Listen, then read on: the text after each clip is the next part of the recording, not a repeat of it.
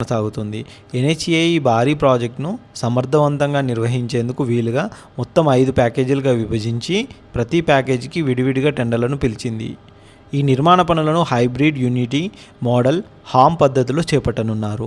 ఈ పద్ధతిలో ప్రభుత్వం కాంట్రాక్టర్ల మధ్య పెట్టుబడి నిర్వహణ బాధ్యతలు పంచుకోనున్నారు. రీజనల్ రింగ్ రోడ్డు కోసం ఏదైతే సెంట్రల్ గవర్నమెంట్ జారీ చేసిన బిడ్ నోటీస్ ప్రకారం ఆసక్తి గల సంస్థలు బిడ్లను దాఖలు చేసుకోవచ్చు.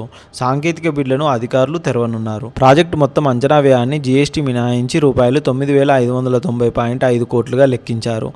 రోడ్డు నిర్మాణము, భూసేకరణ, ఇతర ఖర్చులతో కలిపి ఎన్హెచ్ఏఐ ఈ ప్రాజెక్టు కోసం మొత్తం రూపాయలు 15,627 కోట్లు ఖర్చు చేయనుంది. ఈ ప్రాజెక్టు తుది ఆమోదం కోసం public private partnership appraisal committee అనుమతి తప్పనిసరి. గత ఏడాది 4 వరుసల రహదారి కోసం టెండర్లు పిలిచిన తర్వాత రాష్ట్ర ప్రభుత్వం ట్రాఫిక్ సర్వే ఆధారంగా దీన్ని 8 వరుసలుగా మార్చాలని అనుకున్నారు. కానీ దీనిని ఇప్పుడు కేంద్ర ప్రభుత్వం అపోజ్ చేస్తుంది అని చెప్పేసి రీసెంట్గానైతే సెంట్రల్ గవర్నమెంట్ వర్గాలు అయితే చెబుతున్నాయి. ఒకవేళ కనుక దాన్ని వద్దు అని అనుకుంటే ఇప్పుడు 6 వరుసల రహదారిగా విస్తరించాలని కేంద్రాన్ని అయితే అభ్యర్థించింది. ఈ విజ్ఞప్తి మేరకు ఇప్పుడు విస్తరణ పనులు చేపట్టనున్నారు. అయితే రహదారి అలైన్మెంట్లో మాత్రం ఎలాంటి మార్పు ఉండదని ఎన్హెచ్ఏఐ స్పష్టం చేసింది. ఈ రహదారిని గంటకు 120 కిలోమీటర్ల వేగం